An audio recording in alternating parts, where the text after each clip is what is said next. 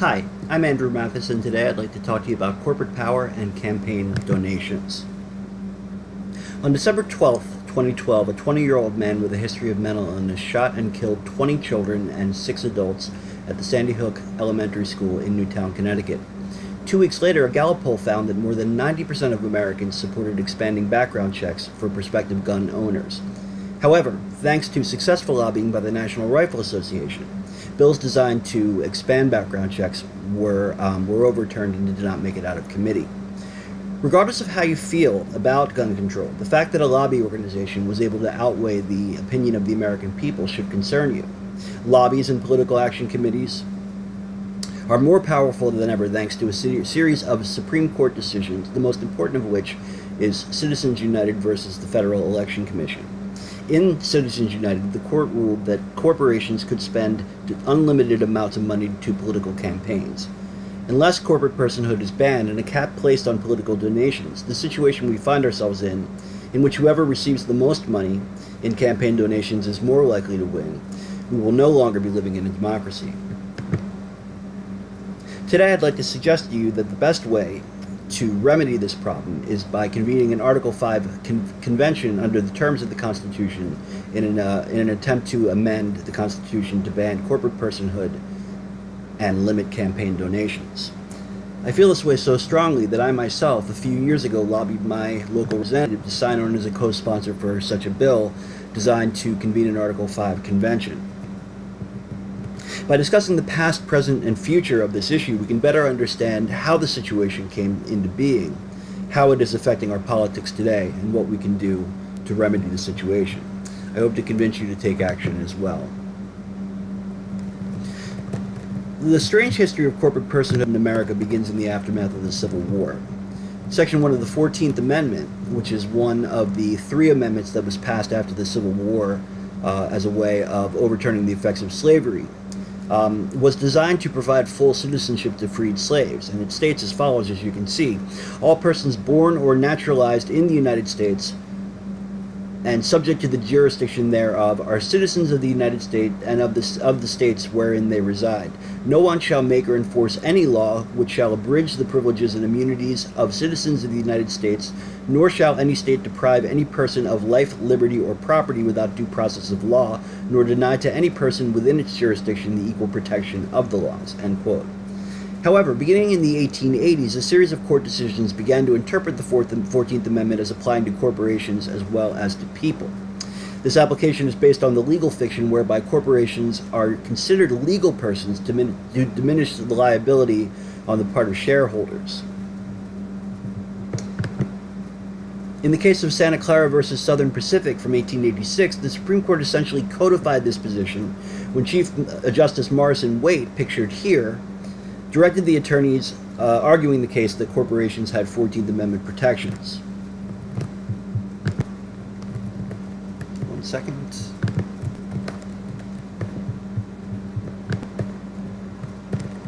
While political donations to corporations were banned in the progressive area, beginning in the 1970s, corporations began to fight for and receive greater political rights. Successful lobbying, for instance, was undertaken by the U.S. Chamber of Commerce using a memorandum by future Supreme Court Justice Lewis F. Powell, and for his efforts, Powell was elevated to the Supreme Court by Richard Nixon in 1971. And you can see the memo here. The next step was actually a step forward. In 2002, the McCain-Feingold Act, passed by Senator John McCain on the left and Senator Russ Feingold on the right, was a bipartisan attempt to rein in spending and was passed, as mentioned, in 2002. In 2007, Citizens United, a conservative nonprofit organization, filed suit against the Federal Election Commission, and in 2010, the Supreme Court ruled for Citizens United, finding that the Congress could not limit corporate campaign donations due to the free speech freedoms afforded in the First Amendment, noting further that previous decisions had stipulated that campaign donations constituted speech acts. And in a subsequent case, in 2014, McCutcheon versus the FEC, the Supreme Court struck down further limits on donations. As a result of the doctrine of corporate personhood and the right to unlimited campaign spending, campaign donations have reached unprecedented levels. In 2008, the Democratic and Republican candidates for president combined received $1 billion for the first time in campaign donations. In 2012, President Obama raised more than $700 million alone and won re-election.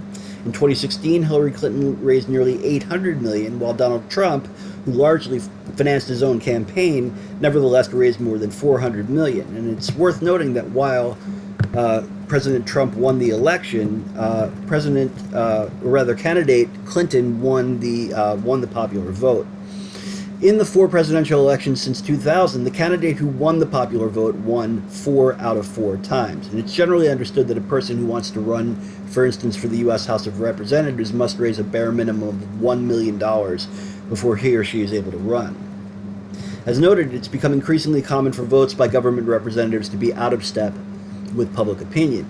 In addition to the Sandy Hook case that I mentioned earlier, there was the case of a vote that took place in 2014 when the Israeli-Palestinian conflict had turned into a shooting war again. Despite the fact that a large percentage of people that were polled at that time believed that Israel was using extreme force against Gaza, including the targeting of hospitals, the Senate nevertheless voted 100-0 in favor of a resolution supporting Israel. And again, undoubtedly, it was the influence of a political action committee, the American Israel Political Action Committee, or AIPAC, that swayed that vote. And also, regardless, just as in the case of Sandy Hook, regardless of one how feels about the Israeli-Palestinian conflict, it is concerning that lobbying, particularly with money, can override public opinion. In response to the overwhelming power of corporations for political process through unlimited campaign donations, people have begun to call for change. Because of the rulings of the Supreme Court on the matter of campaign donations, a new law will not solve the problem, and therefore the call has arisen to amend the Constitution to ban corporate personhood and to limit campaign contributions to a specific dollar amount. Unfortunately, there is no law now preventing corporations from lobbying successfully against such an amendment, thus eliminating the possibility of it originating in the House or Senate. Therefore, part of the operation has included state-targeted resolutions calling for an Article 5 convention. Article 5 of the United States Constitution, which you can see excerpted here, reads as follows. The Congress, whenever 2/3 of both houses shall deem it necessary, shall propose amendments to this Constitution, or on the application of the legislatures of 2/3 of the several states shall call a convention for proposing amendments. So far, 5 of the necessary 34 states, California, Illinois, New Hampshire, Rhode Island, and Vermont, have passed resolutions calling for an Article 5 convention, with another 3 states having passed resolutions in at least one legislative chamber. And I myself have participated in this process through an organization called Wolfpack. Wolfpack was founded in 2011 with the express purpose of urging state legislatures of calling for an Article 5 convention. Wolfpack also has drafted a 28th Amendment, which you can see here, which reads as follows. Corporations are not people. They have none of the constitutional rights of human beings. Corporations are not allowed to give money to any politician directly or indirectly. No politician can raise over $100 from any person or entry. All elections must be publicly financed.